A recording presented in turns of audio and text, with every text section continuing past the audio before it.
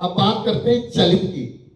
चलित जन्म पत्रिका, अब हम लोग तो आप सारी देखते होंगे, सभी ज्ञानी हैं, सबको पता है। तो चलित जन्म पत्रिका में मैंने एक ऐसा देखा कि चलित में जब ग्रह भाव बदल देता है तो बड़े बड़े ज्योतिषी फेल हो जाते हैं ना सर, बड़े बड़े ज्योतिषी, क्योंकि जो दिखता है वो होता नहीं, जो होता है वो दिखता नहीं है। तो इसीलिए मैं आएगा डिफरेंट लेके आएंगे, तब बात मजा आएगा। चलित में कोई ग्रह सप्तम भाव में नजर आ रहा है। चलिए मंगल को ही पकड़ लेते हैं। किसी ने भी देखा चौथे, सातवें, आठवें, 12वें और लगन में मंगल है तो कह दिया जी मांगलिक है। लेकिन ये तो देख लो कोई भाव तो नहीं बदल रहा, फिर ज्योतिषी की बात खराब हो गई। तो ज्यादातर केसों में जो कहते हैं ना मंगल दोष लग ही नहीं रहा जी, बहुत सारे कहते हैं जी मंगल से कुछ नहीं होता, तो उसका मेन कारण ये मिलेगा। इसमें मैंने चलित में एक चीज देखी है कि मान लीजिए 1 से 5 तक की डिग्री है, 1 से 5 तक की लगन की डिग्री है, और जो ग्रह जा रहा है 25 से ऊपर, वो अपना भाव बदलता है ज्यादातर। और जो लगन 25 और 30 डिग्री के बीच में है, उसमें 1 डिग्री से 5 डिग्री के बीच में जो ग्रह जा रहे हैं वो अपना भाव पीछे चले जाते हैं। ऐसी मेरी जो मानना है, और ऐसा है भी। उसके साथ साथ चलिए एक एग्जांपल लेते हैं। मान लीजिए कर्क लगन की पत्रिका है और चौथे भाव में शुक्र बैठा है। अब किसी भी ज्योतिषी, और 20 साल की दशा शुक्र की आने वाली है, तो किसी भी ज्योतिषी के पास जातक जाएगा कि भैया वो तो ये कहेगा 20 साल तेरे भाई बहुत मौज में निकलेंगे, बड़ा मजा आ जाएगा, तू तो राजा हो जाएगा। लेकिन हुआ क्या, शुक्र तुला राशि के होने के बाद भी पीछे चले गए, एक भाव पीछे। अब जातक की 20 साल की दशा ही पहले साल में उसका जो था वो भी उल्टा हो गया ना, क्योंकि उसने फल दिया तीसरे घर का और उसकी प्रॉपर्टी बिक गई। लेकिन हमेशा वो तीसरे भाव को फल नहीं देगा, तो चौथे भाव को भी फल देगा। पहले बिकवा देगा, उसके बाद बनवा देगा। ये मेरी खुद की रिसर्च कहती है।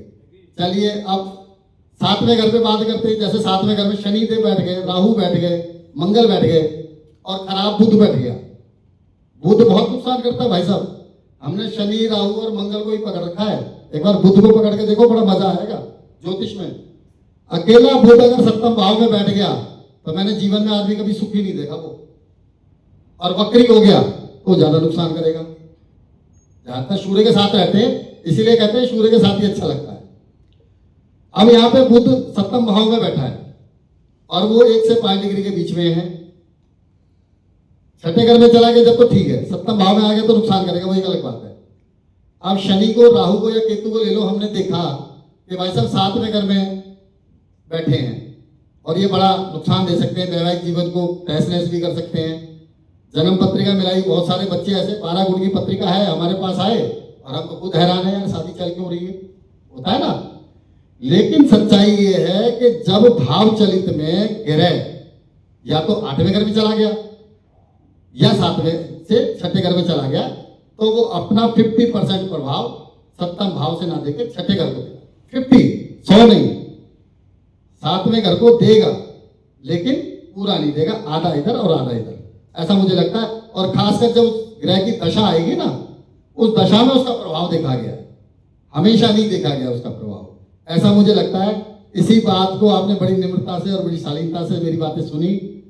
मैं आपका जी, अगर जन्मपत्री में मासा अंतसा अच्छी है, हाँ, लेकिन अष्टक वर्ग में बिंदु कम है, हाँ, ठीक है, तो उसमें आपको बताएंगे?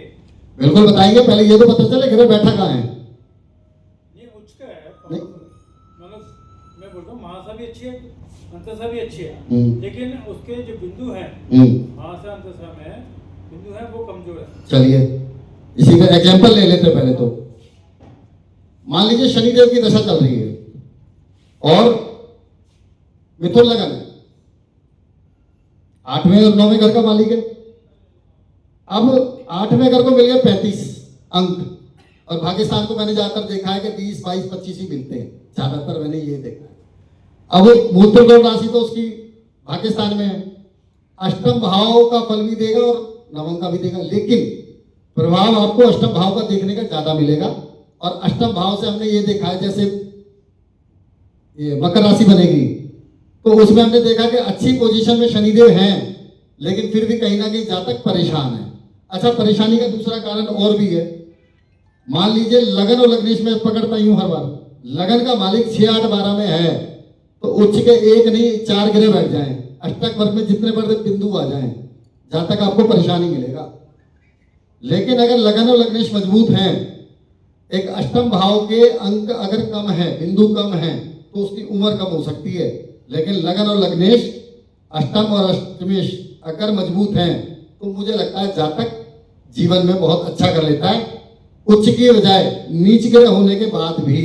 हालांकि उच्च ग्रह अगर केंद्र त्रिकोण का एक भी ग्रह अगर सपोर्ट कर रहा है, पाकिस्तान का मालिक कर्म स्थान में आ जाए, कर्म स्थान का मालिक पाकिस्तान में आ जाए तो बलवान हो गया। तो ऐसा अगर 1-2 ग्रह भी अगर बलवान हो जाते हैं तो भी काफी सपोर्ट मिल जाती है। लेकिन फिर भी मेरा मानना यह है कि पहले लगन और लग्नेश को ठीक कर लो, बाकी तो अपने आप ठीक हो जाएंगे।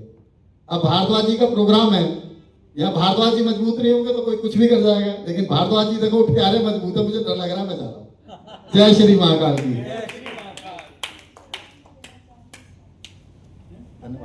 धन्यवाद।